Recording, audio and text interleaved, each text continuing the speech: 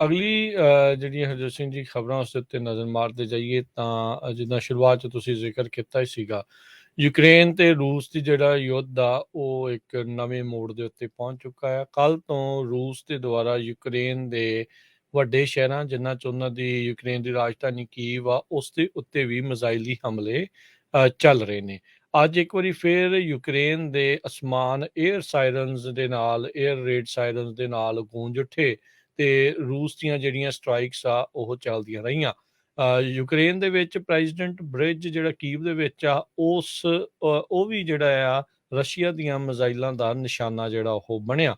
ਰੂਸ ਨੇ ਹੁਣ ਅਚਨਚੇਤੇ ਆਪਣੇ ਜਿਹੜੇ ਅਟੈਕ ਆ ਉਹ ਪੂਰੀ ਤਰ੍ਹਾਂ ਤੇਜ਼ ਕਰ ਦਿੱਤੇ ਆ।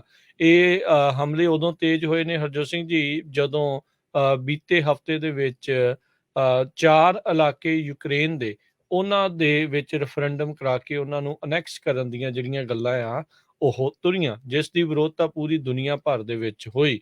ਫਿਰ ਰੂਸ ਨੇ ਜਿਹੜੇ ਨਿਊਕਲੀਅਰ ਹਮਲਾ ਕਰਨ ਦੀਆਂ ਵੀ ਧਮਕੀਆਂ ਜਿਹੜੀਆਂ ਉਹ ਦਿੱਤੀਆਂ, ਪਰ ਹੁਣ ਯੂਕਰੇਨ ਦੇ ਉੱਤੇ ਜਿਹੜੇ ਬਾਕੀ ਰੈਗੂਲਰ ਜਿਹੜੀਆਂ ਇਹਨਾਂ ਦੀਆਂ ਮਿਜ਼ਾਈਲਾਂ ਹੈਗੀਆਂ ਆ ਉਹਨਾਂ ਦੇ ਨਾਲ ਹਮਲੇ ਹੋ ਰਹੇ ਨੇ। ਇਹਨਾਂ ਹਮਲਿਆਂ ਵਿੱਚ ਹੁਣ ਤੱਕ ਯੂਕਰੇਨ ਦੇ ਦੱਸਣ ਮੁਤਾਬਕ 19 ਜਾਣਿਆਂ ਦੀਆਂ ਮੌਤਾਂ ਹੋ ਚੁੱਕੀਆਂ ਨੇ ਤੇ 100 ਤੋਂ ਵੱਧ ਜ਼ਖਮੀ ਹੋਏ ਨੇ।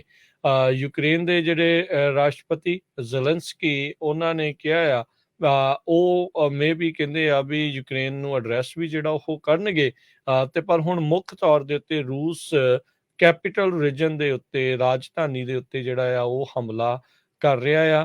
ਕਹਿੰਦੇ ਵੀ ਇਸ ਟਾਈਮ ਤੱਤ ਫੜੱਤੇ ਕੰਮ ਚੱਲ ਰਿਹਾ ਵੀ ਜਿਹੜੀ ਪਾਵਰ ਸਪਲਾਈ ਬੰਦ ਹੋਈ ਆ ਜਿਉਂ-ਜਿਉਂ ਯੂਕਰੇਨ ਦੇ ਵਿੱਚ ਇਹ ਹਮਲੇ ਹੋਏ ਆ ਉਹਨਾਂ ਨੂੰ ਮੁੜ ਦੁਬਾਰਾ ਜਿਹੜਾ ਉਹ ਚਾਲੂ ਕੀਤਾ ਜਾਵੇ।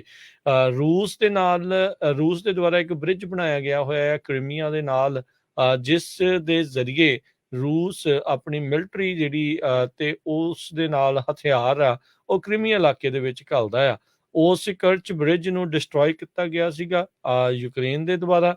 ਉਸ ਤੋਂ ਬਾਅਦ ਦੇ ਵਿੱਚ ਹੁਣ ਰੂਸ ਨੇ ਇਹ ਜਿਹੜੇ ਹਮਲੇ ਆ ਹੋਰ ਵੀ ਜ਼ਿਆਦਾ ਤੇਜ਼ ਕਰ ਦਿੱਤੇ ਨੇ। ਉਧਰ ਦੁਨੀਆ ਦੀਆਂ ਜਿਹੜੀਆਂ ਹੋਰ ਇਕੋਨਮੀਜ਼ ਆ ਜਿਹਨੂੰ G7 ਗਰੁੱਪ ਆਫ 7 ਵੀ ਕਹਿੰਦੇ ਆ, ਉਹ ਐਮਰਜੈਂਸੀ ਮੀਟਿੰਗ ਅੱਜ ਜਿਹੜੀ ਉਹ ਕਰ ਰਹੇ ਨੇ ਤੇ ਉਸ ਦੇ ਵਿੱਚ ਰੂਸ ਦੀ ਜਿਹੜੀ ਵਾਰ ਯੂਕਰੇਨ ਦੇ ਉੱਤੇ ਥੋਪੀ ਗਈ ਹੈਗੀ ਆ ਉਸ ਦੇ ਉੱਤੇ ਜਿਹੜੀ ਚਰਚਾ ਹੋਊਗੀ। ਤੇ ਇਸੇ ਹੀ ਮੀਟਿੰਗ ਦੇ ਵਿੱਚ ਜ਼ੈਲੈਂਸਕੀ ਵੀ ਜਿਹੜੇ ਉਹ ਇਹਨਾਂ ਜਿਹੜੇ ਲੀਡਰਸ ਆ ਉਹਨਾਂ ਨੂੰ ਸੰਬੋਧਨ ਕਰਨਗੇ ਤੇ ਕਹਿੰਦੇ ਵੀ 에ਅਰ ਡਿਫੈਂਸ ਵੈਪਨਸ ਦੀ ਜਿਹੜੀ ਇਹਨਾਂ ਦੇ ਵੱਲੋਂ ਹੋਰ ਮੰਗ ਰਹੇਗੀ। US, European union, United nations ਇਹਨਾਂ ਸਾਰਿਆਂ ਨੇ ਇਹਨਾਂ ਹਮਲਿਆਂ ਦੇ ਉੱਤੇ ਸ਼ੌਕ ਜਿਹੜਾ ਆ ਉਹ ਪ੍ਰਗਟਾਇਆ ਆ ਵੀ ਇਹ ਅਚਨਚੇਤੇ ਜਿਹੜੇ ਉਹ ਕੀ ਜਿਹੜੇ ਉਹ ਹੋਏ ਆ। ਸੋ UN ਦੀ ਵੀ ਸ਼ਾਇਦ ਇੱਕ ਐਮਰਜੈਂਸੀ ਮੀਟਿੰਗ ਆ ਉਹ ਸੱਦੀ ਜਾ ਸਕਦੀ ਆ।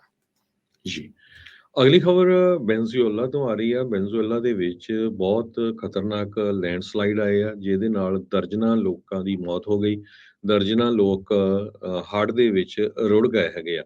ਹੁਣ ਤੱਕ ਜੋ ਰਿਪੋਰਟਸ ਆ ਰਹੀਆਂ ਉਹਨਾਂ ਦੇ ਮੁਤਾਬਕ 56 ਲੋਕ ਮਿਸਿੰਗ ਆ ਤੇ 36 ਜਾਣਿਆਂ ਦੀ ਮੌਤ ਹੋ ਚੁੱਕੀ ਹੈਗੀ ਆ।